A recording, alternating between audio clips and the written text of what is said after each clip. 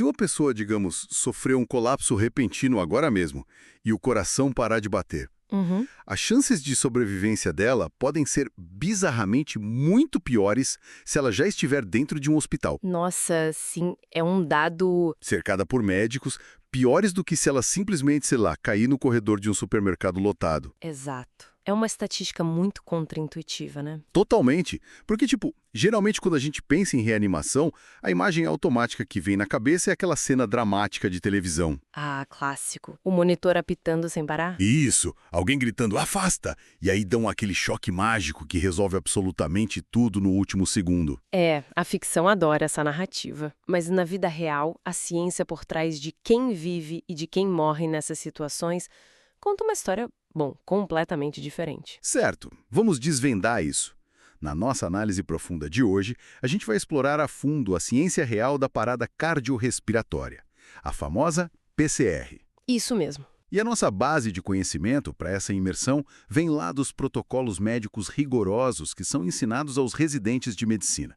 Mais especificamente, a gente está usando o material preparatório do professor Joan de Molinari para o Estratégia Med. E é um material fantástico, viu? Representa tipo 7% das questões de cardiologia nas provas. Sim, mas a nossa missão aqui não é de forma alguma fazer quem nos ouve memorizar jargões para uma prova. Definitivamente não. A ideia é entender os mecanismos biológicos impressionantes que ditam esses protocolos.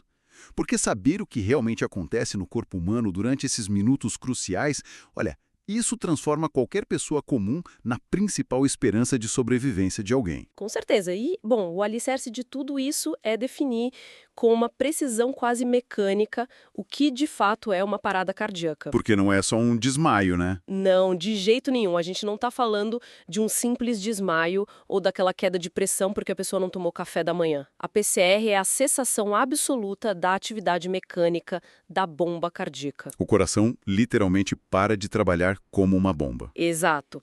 E como se atesta isso na vida real, ali no desespero? São 3 sinais implacáveis. Ok. O primeiro é a ausência de um pulso central palpável.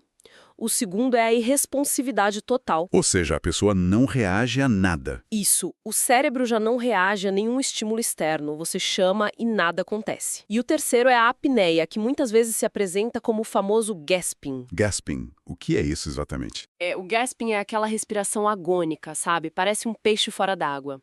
Ah, nossa. É um reflexo primitivo do tronco cerebral lutando desesperadamente pelas últimas moléculas de oxigênio disponíveis. Não é uma respiração de verdade.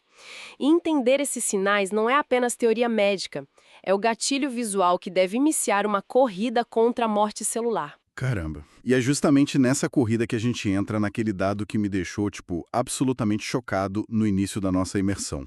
O da sobrevida? Sim. Como é possível que a taxa de sobrevida de uma parada cardíaca fora do hospital, sei lá, na calçada, chegue a impressionantes 50% a 70%, se houver um choque rápido, claro.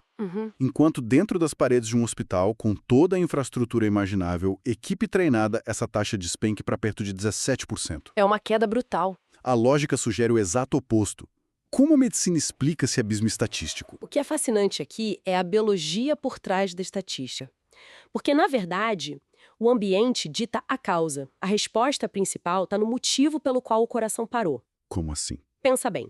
Fora do hospital, a esmagadora maioria dos colapsos súbitos acontece por um erro elétrico, em um coração que até aquele segundo estava estruturalmente viável, saudável, digamos assim. Entendi. A gente está falando de ritmos chocáveis, principalmente a fibrilação ventricular, ou ataque cardíaco ventricular. Fibrilação ventricular. Isso. Imagina que o músculo do coração não está mais contraindo de forma sincronizada, bonita, ele está tremendo de forma caótica, tipo como um saco cheio de verme se mexendo. Nossa, que imagem agoniante. Não é bonito. Ele gasta uma energia tremendo desse jeito, mas não bombeia uma única gota de sangue.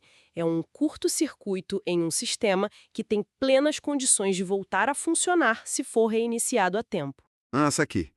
É como se, o sistema operacional de um computador travasse do nada, mas o hardware, as peças físicas, a placa-mãe, estivessem perfeitamente intactas.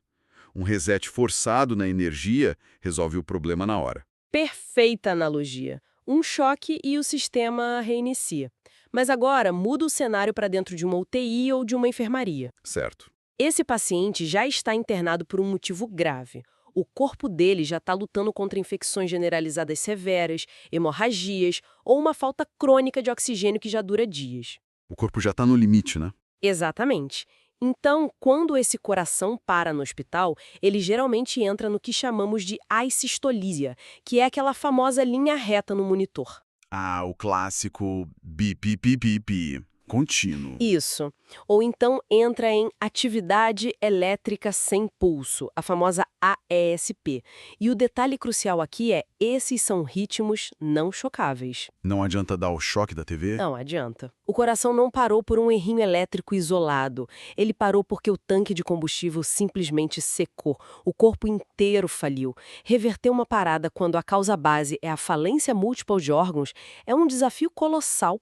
E isso explica porque a sobrevida no hospital é de apenas uns 17%. Caramba, isso muda completamente a perspectiva de quem olha de fora.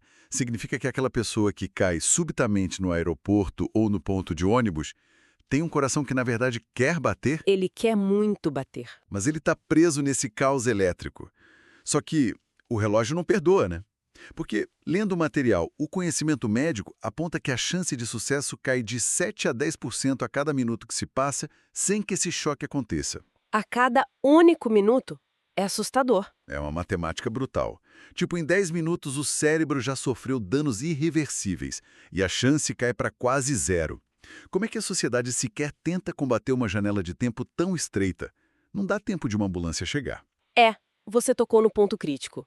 E essa urgência absoluta forçou a criação do que a AAA, a Associação Americana do Coração, chama de corrente de sobrevivência. Corrente de sobrevivência. E isso, como não dá para teletransportar um médico equipado em 2 minutos para o lado da vítima, a sobrevivência dela depende de uma engrenagem de 6 elos que começa fundamentalmente na própria sociedade, nas pessoas comuns. Quais são esses elos? Bom, o primeiro elo é o reconhecimento imediato do problema e o acionamento do serviço de emergência, tipo ligar para o 192 ou 193. Ok. O segundo elo é a reanimação cardiopulmonar precoce, a famosa RCP, feita por quem estiver ali perto. O terceiro elo é a desfibrilação rápida com aquele aparelho automático, o DA. Aquele que costuma ter em shoppings e aeroportos, certo? Exato, as caixinhas na parede. E olha que loucura, só no quarto elo que a ambulância do suporte avançado entra na história. Caramba, ambulância é só o passo 4? Pois é. E os 2 últimos elos são os cuidados pós-parada e a recuperação a longo prazo no hospital. Mas o grande drama da saúde pública, a verdadeira tragédia, é que essa corrente quase sempre se parte logo nos 3 primeiros elos. Os elos que dependem de quem está passando na rua. Exato. As estatísticas americanas, que são bem medidas, mostram que apenas 40% das vítimas recebem massagem cardíaca de leigos antes do resgate e míseros 12% recebem o choque do DEA a tempo. 12%. É trágico. É muito triste, considerando que a sobrevivência ali no asfalto depende quase inteiramente de um desconhecido que está passando na hora. Totalmente. Mas, sabe de uma coisa? Enquanto eu lia sobre todo esse esforço monumental, os protocolos de resgate, a corrida contra o tempo para garantir que cada vida seja salva, eu me deparei com uma diretriz clínica no texto que parece ir na direção oposta. Ah, sei exatamente de qual parte você está falando. Toca numa decisão médica puramente técnica, mas muito pesada do ponto de vista humano. Existe uma regra clara de que nem toda parada cardíaca deve ser revertida. Em que bases clínicas a medicina, os médicos, definem que, olha, não se deve iniciar essa corrente de sobrevivência para um paciente específico? Isso levanta uma questão importante sobre os limites da intervenção médica, sabe? E sobre o prognóstico clínico real de um paciente. Como assim? A medicina baseada em evidências estabelece que pacientes em estágio terminal, pessoas com um declínio progressivo e totalmente irreversível de múltiplas funções orgânicas. Onde a doença já não tem cura. Isso. Nesses casos onde a morte é um evento esperado e, de certa forma, natural daquela patologia incurável, não há indicação de iniciar manobras de reanimação. O objetivo da ressuscitação, filosoficamente e clinicamente, é devolver à pessoa a sua qualidade de vida prévia. Entendi. Quando o corpo físico já chegou ao seu limite absoluto devido a uma doença de base, que não tem mais tratamento, iniciar compressões torácicas violentas apenas prolongaria o processo de morte de forma artificial, não traria nenhum benefício biológico ou clínico para a pessoa. Só causaria mais sofrimento. Exato. É um consenso médico estabelecido a partir da história do paciente, muitas vezes já documentado em prontuário, respeitando diretrizes técnicas e os desejos dos próprios familiares e do paciente. Faz todo sentido do ponto de vista fisiológico e ético. Entender e respeitar quando o corpo físico realmente encerrou seu ciclo. Sim, é uma questão de dignidade no fim da vida. Com certeza. Mas, voltando a focar naquele colapso súbito na rua, de uma pessoa saudável, onde o coração ainda tem salvação. Vamos lá. Aqui é que a coisa fica realmente interessante. Porque todo mundo já ouviu falar de primeiros socorros e de sequências de letras da TV. O famoso ABC. Isso. Mas atualmente o protocolo oficial de suporte básico de vida gira em torno do CABD. CABD. E a letra C, que a enorme maioria das pessoas acha que significa apenas sair comprimindo o peito igual louco, na verdade esconde muita coisa. Esconde uma cronologia super rigorosa de 5 etapas. E eu confesso pra você que, se eu visse alguém cair na minha frente hoje, meu primeiro instinto seria correr, ajoelhar e tentar achar o pulso da pessoa no pescoço. É o instinto de quase todo mundo. Mas o protocolo diz que o passo 1 da letra C é checar a segurança do local. Sim. Por que essa, frieza aparente de parar e olhar em volta antes de sequer tocar na vítima que está morrendo? Porque a física e a química do ambiente simplesmente não se importam com as suas boas intenções. Uau, dura realidade. É a verdade. Se o colapso ocorreu, digamos, porque a pessoa encostou num fio de alta tensão que rompeu e talhou a calçada, ou se ela inalou um gás tóxico num espaço confinado, tipo uma garagem, o socorrista que correr cegamente até ela, movido pela emoção, vai simplesmente se tornar a segunda vítima fatal daquele mesmo cenário. E aí, em vez de um corpo, a ambulância tem que lidar com 2. Exato. O heroísmo imprudente multiplica o problema para as equipes de resgate. A regra número 1 absoluta da medicina de emergência é a preservação da cena e a segurança do socorrista. Faz sentido. Somente após você olhar em volta e garantir que não há fogo, não tem trânsito perigoso passando do lado, não tem risco elétrico, aí sim você avança para o segundo passo, que é checar a responsividade da vítima. Ok, então digamos que o ambiente está seguro. Eu me aproximo, toco forte no ombro da pessoa e pergunto em voz alta, você está bem? Enquanto eu já olho para o peito dela para ver se está subindo e descendo. Perfeito. Mas ela não responde e não respira. Qual é a próxima engrenagem que tem que girar ali? E imediatamente o terceiro passo, delegar o chamado de ajuda. É olhar para a multidão, apontar para alguém específico, Aponta mesmo, com o dedo. com o dedo, apontar e dizer: você aí de camisa vermelha, ligue para o 192 e traga um desfibrilador automático. Essa delegação precisa ser muito clara e direta. Porque se a pessoa só gritar, alguém liga para a ambulância. O efeito manada entra em ação. Todo mundo acha que alguma outra pessoa já está ligando. E no final, ninguém liga. Caramba, a psicologia no meio do resgate. Exato. E é aqui, logo depois de pedir ajuda, que a gente chega no ponto crítico da avaliação circulatória. O quarto passo da letra C, que é a checagem do pulso. E olha, essa é a grande linha divisória entre o que um médico faz e o que um cidadão leigo deve fazer. Pois é. E foi bem aí que o material virou meu raciocínio de cabeça para baixo. Eu imaginava que não sentir o pulso era a permissão oficial para começar a fazer a massagem cardíaca. Uhum. Mas a diretriz é categórica ao afirmar que se quem está prestando socorro não for um profissional de saúde treinado, essa pessoa simplesmente não deve tentar checar o pulso. Ponto final. De jeito nenhum. Se a vítima não responde e não respira normalmente, o leigo deve pular direto para as compressões assim que pediu ajuda. Por que proibir o cidadão comum de tentar procurar o pulso ali no pescoço? O raciocínio por trás disso é puramente estatístico e é focado na biologia do estresse humano. Como assim?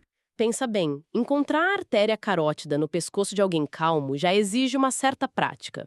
Agora imagina tentar fazer isso sob uma descarga brutal de adrenalina, no meio da rua, com as mãos tremendo, o seu próprio coração disparado a 1000 por hora. Nossa, deve ser quase impossível focar. Muitas e muitas vezes, o que acontece é que o socorrista leigo sente o próprio pulso latejando na ponta dos dedos polegares ou indicadores e acha que a vítima está viva. Meu Deus, ele sente o próprio coração no dedo. Sim, ele perde minutos preciosos procurando algo que não está lá. E historicamente os dados mostraram que o medo de machucar alguém, achando que a pessoa estava só desmaiada, porque sentiram um pulso fantasma, paralisava quem ia ajudar. As pessoas tinham medo de quebrar uma costela ou causar um dano maior. Exato. Mas a ciência provou o seguinte: se você fizer compressões torácicas vigorosas em um coração que, por acaso, ainda está batendo, o risco de causar um dano letal é mínimo. Sério? Sério. Pode gerar uma dor? Pode. Pode fraturar uma ou duas costelas? É provável. Mas fratura de costela é algo totalmente tratável. O paciente acorda, sente dor e vai para casa depois. Agora, o outro lado da moeda. Em contrapartida, o dano de não fazer absolutamente nada em um coração que de fato parou é a morte cerebral irreversível em questão de poucos minutos. A balança do risco-benefício é esmagadora. Na dúvida absoluta, comprima? Na dúvida, comprima. Sempre. É uma escolha por um mal absurdamente menor. Mas lendo o detalhamento do professor, existe uma exceção fascinante nessa regra de liga para o resgate primeiro e depois agir. A exceção dos 2 minutos. Isso.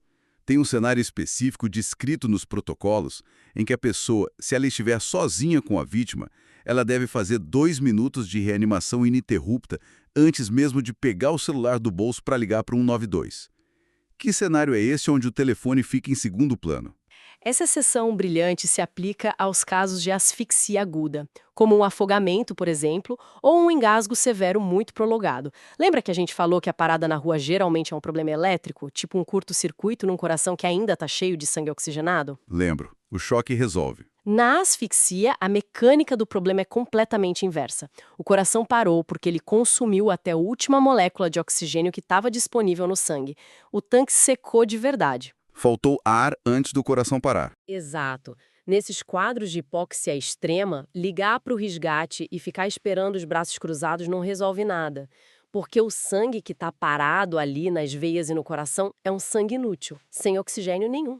Entendi. Então, fazer 2 minutos imediatos de reanimação, alternando as compressões com ventilações, as respirações boca a boca, injeta um fôlego mínimo, mas vital, de oxigênio de volta nesse sistema fechado. É como colocar uma gasolina de emergência para tentar ligar o motor. Exatamente.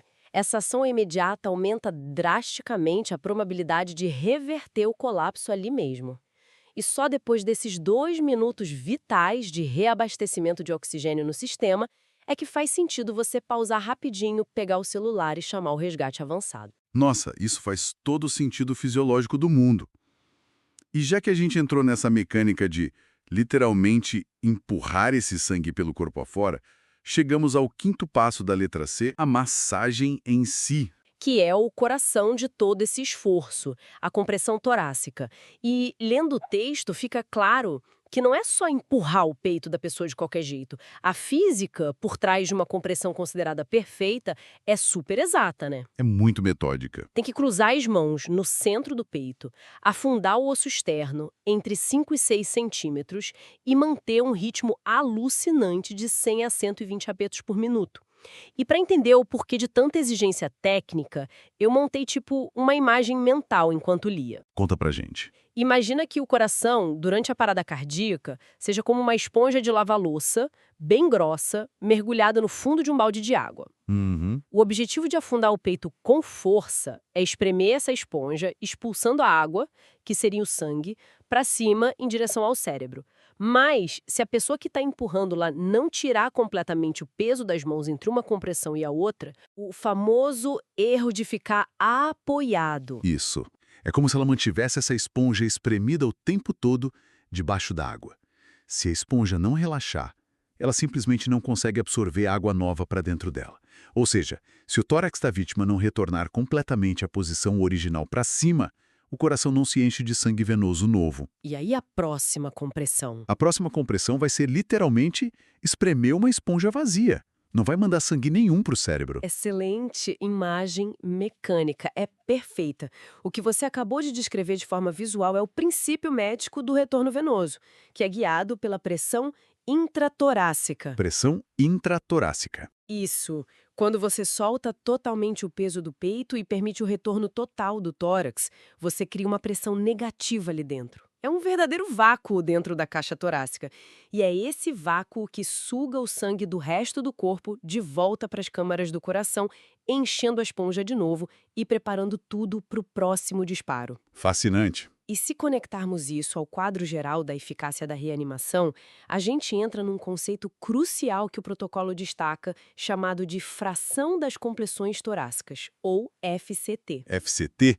O que essa métrica mede na prática? Essa métrica diz que o peito precisa estar sendo ativamente comprimido em mais de 80% de todo o tempo do resgate.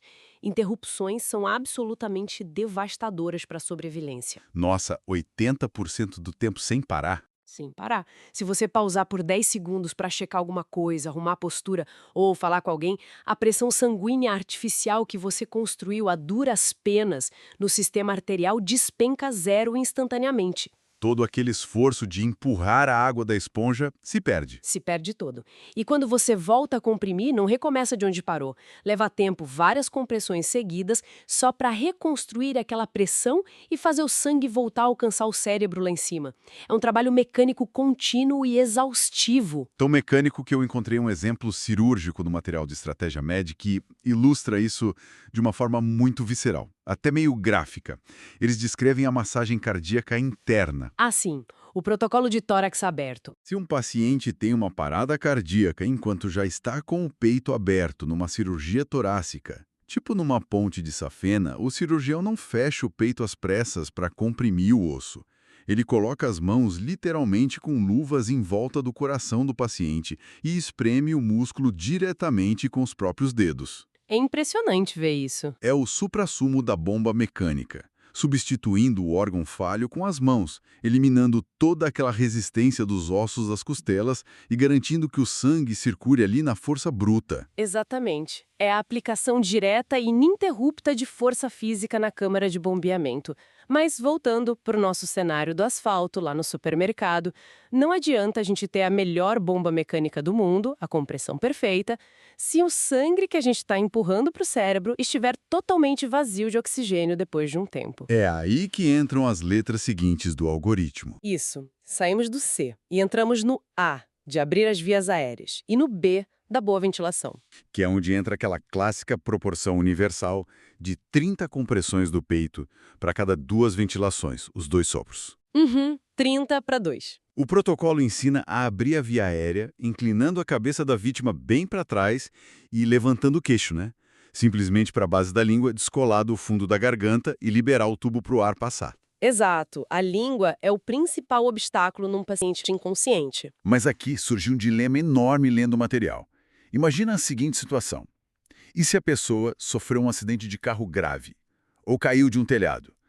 Existe uma forte suspeita de trauma gravíssimo na coluna cervical. Cenário bem complexo de trauma. Mexer o pescoço dessa pessoa, inclinar a cabeça dela para trás, pode romper a medula e causar paralisia permanente do pescoço para baixo. O protocolo orienta a tentar uma manobra diferente na mandíbula sem mover o pescoço da vítima. Anteriorização da mandíbula. Mas se isso falhar e o ar teimar em não passar, a diretriz é muito direta e quase assustadora para quem lê.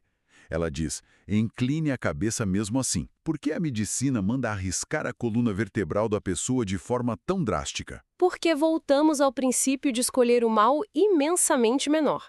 A lógica clínica aqui é dura, eu diria, mas é irrefutável. E qual é essa lógica? Uma lesão na medula cervical é, sem dúvida, uma tragédia devastadora que causa perda neurológica periférica, cadeira de rodas, paralisia, mas a falta total de oxigênio no cérebro resulta em morte total e irreversível do encéfalo em questão de minutos. Não tem volta. Não tem volta. Não existe a menor preocupação com paralisia se o paciente for a óbito ali mesmo na calçada. A desobstrução da via aérea para mandar oxigênio é a prioridade absoluta e inegociável da sobrevivência sistêmica do corpo. Vida sobre membro. Sempre. Vida sobre membro. Forte isso. Mas mesmo conseguindo abrir a passagem do ar, o ato de soprar o ar esconde um perigo que parece um paradoxo gigantesco. A questão da hiperventilação. O material adverte fortemente contra a hiperventilação, ou seja, soprar ar demais para dentro da vítima, ou rápido demais, é extremamente letal. Espera um pouco, se a pessoa está literalmente morrendo por falta de oxigênio, como é possível que tentar dar mais ar para ela seja algo que piora a situação? O instinto humano não seria encher o pulmão dela ao máximo de capacidade possível? O instinto é esse. E esse é um dos erros mais comuns e mais fatais cometidos, inclusive por profissionais sob estresse. Quando ventilamos alguém artificialmente com muita força e muito volume, a gente infla os pulmões da pessoa como se fossem balões de festa hiperpressurizados dentro da caixa torácica. Certo. E aqui a gente volta para aquela física da pressão que falamos na esponja.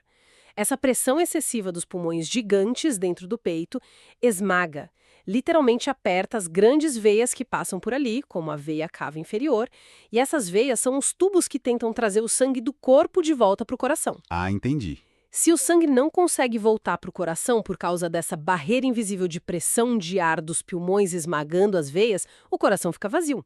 E aí, as suas compressões no peito se tornam totalmente inúteis porque não tem sangue na bomba. Meu Deus. E tem mais, tem um efeito químico paradoxal também. Qual? Ventilar rápido demais expulsa muito gás carbônico do sangue, causando uma condição chamada hipocapnia.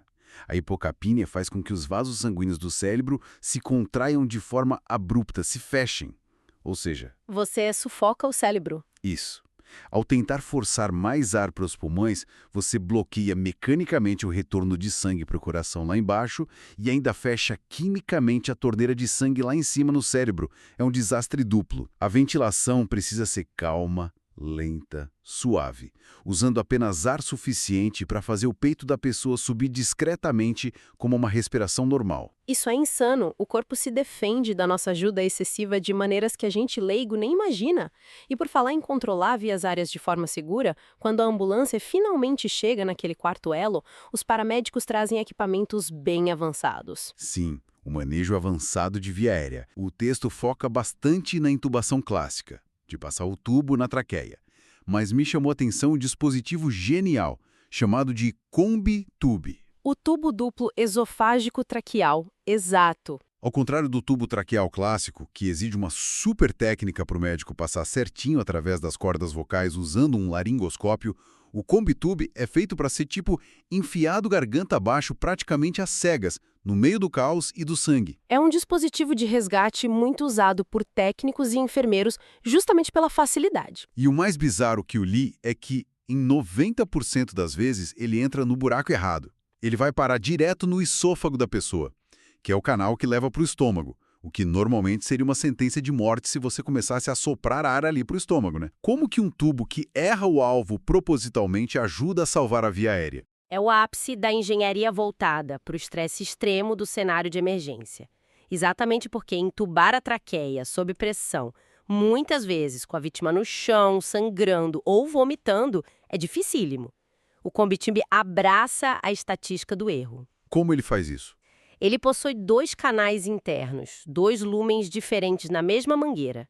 Como a anatomia humana faz com que tudo que desce a garganta tenda a ir mais facilmente para o esôfago, o tubo geralmente cai lá mesmo. Ok. Quando isso acontece, o socorrista infla um pequeno balão na ponta inferior do tubo. Esse balão bloqueia totalmente a passagem para o estômago. Isso impede o ar de descer para o estômago e também evita que o conteúdo do estômago suba e o paciente vomite nos pulmões. Tampou o ralo errado. E o ar? Vai por onde? Aí o socorrista conecta a bolsa de ar, o ressuscitador manual, no segundo canal do tubo. Esse segundo canal é fechado lá embaixo, mas ele tem furos nas laterais que ficam posicionados milimetricamente bem na altura da glote, a entrada da traqueia. Genial. Quando você aperta a bolsa de ar, o ar desce por esse segundo tubo, mas não tem saída por baixo. Então ele sai pelos furos laterais. E como o esôfago está bloqueado embaixo e a boca lá em cima está vedada por outro balão grandão, o único caminho físico que sobra para o oxigênio seguir é, obrigatoriamente, entrar na traqueia e ir direto para os pulmões. É um design mecânico brilhante. Ele garante ventilação eficaz independentemente de qual canal anatômico o tubo alcançou no escuro. A engenharia bloqueando os caminhos errados e forçando o ar para o único lugar certo. Uma solução incrivelmente elegante para um ambiente caótico. E tudo isso, de manter o sangue circulando e oxigenado, nos leva ao clímax do protocolo CABD, que é a letra D, a desfibrilação, o famoso choque elétrico pelo DEA. O grande momento. E aqui a gente precisa destruir de vez aquele último mito dos filmes e da TV. O choque, afinal, não é uma faísca de ignição que dá a partida no motor parado, certo? É exatamente o oposto disso. Exatamente o oposto. A desfibrilação é, na sua essência pura, um grande botão de interrupção. Um desliga absoluto. Um desliga. Sim. Lembra do nosso exemplo inicial do coração fibrilando, tremendo naquele caos elétrico horrível, onde cada célula resolveu disparar eletricidade sozinha? O saco de verme se mexendo. Isso. O choque elétrico externo do DAA varre todo o músculo cardíaco com uma carga maciça e assincrônica. A função única dessa carga é despolarizar, ou seja, zerar e paralisar absolutamente todas as milhões de células do coração ao mesmo exato instante. É tipo um soco na mesa para todo mundo calar a boca. Exatamente. Durante uma fração de segundo, logo após o choque, o coração fica totalmente em silêncio elétrico. Ele fica parado de verdade. Assistolia momentânea. Caramba, e aí? O objetivo clínico é que esse apagão geral forçado permita que o marcapasso natural do próprio corpo, o nó sinusal, que é o maestro fisiológico do coração, acorde, olhe para aquele silêncio todo e retome a regência da orquestra. Ele dita novamente um ritmo elétrico unificado, organizado e rítmico que faça o músculo inteiro voltar a contrair e bombear o sangue. Você não está ligando o coração com o choque. Você está silenciando a rebelião caótica para que o chefe natural retome o controle da fábrica. Perfeita definição. Então, o que tudo isso significa? Resumindo nossa imersão profunda nessa teia supercomplexa de fisiologia, física de fluidos e tecnologia médica, a verdade nua e crua é que o grande herói de uma parada cardíaca raramente veste um jaleco branco ou segura bisturis numa sala de cirurgia impecável e estéril. Sem dúvida nenhuma. Estatisticamente falando, quem eleva as chances de sobrevivência daquela margem sombria de um dígito para incríveis mais de 50% é o cidadão comum. Somos nós. Qualquer um. É o pedestre atento que reconhece a respiração agônica do gasping, que entende que a segurança do local vem primeiro para não virar a segunda vítima, que ignora a busca inútil e perigosa por um pulso sob estresse, que aponta diretamente para alguém na rua pedindo DEA, quebrando o efeito manada, e, principalmente, que transforma seus próprios braços numa extensão mecânica perfeita do coração da vítima. A esponja afundando 5 centímetros. Garantindo que o tórax retorne completamente, soltando o peso, e que o cérebro lá em cima não morra enquanto a ajuda especializada não chega. É o puro poder do conhecimento transformado em ação cívica imediata. A ciência avançada que os residentes de medicina devoram nesses manuais, ela tem suas raízes firmadas de forma inegável nos segundos iniciais de um colapso ali na calçada. O maquinário hospitalar mais caro e avançado do planeta torna-se totalmente irrelevante se o primeiro elo dessa corrente, ali no chão de concreto, for quebrado pela hesitação de quem está olhando. E isso nos deixa com um último pensamento bem provocativo para explorarmos no futuro.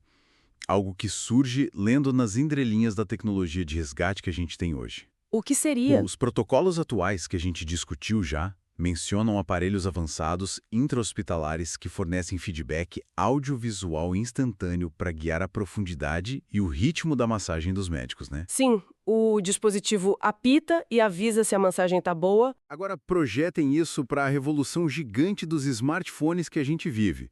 Imagina só, se num futuro muito, muito próximo, o celular que está no bolso de quem nos ouve agora mesmo, ao ser colocado ali no chão, ao lado da cabeça de uma vítima de PCR, usar as próprias câmeras e sensores avançados de profundidade, alimentados por inteligência artificial, para ler os movimentos do corpo de quem está socorrendo. Nossa, isso seria revolucionário. A IA analisaria em tempo real se o braço do leigo está descendo os exatos 5 centímetros necessários e se o ritmo está ali nos 110 apertos por minuto. O celular começaria a gritar instruções em voz alta para corrigir a postura da pessoa ali mesmo no meio do pânico da calçada. Afunde mais devagar, tire o peso do peito. É o fim da hesitação por medo de errar. Estaríamos tirando aquele peso enorme da incerteza dos ombros do cidadão comum e transformando literalmente qualquer pessoa em um elo de aço inquebrável na corrente de sobrevivência. É uma possibilidade incrível sobre como a tecnologia e a biologia vão se encontrar cada vez mais na palma da nossa mão. É a ficção virando realidade para salvar vidas. Continuem curiosos, explorem a ciência fascinante que opera nos bastidores da vida cotidiana. E até a nossa próxima análise profunda.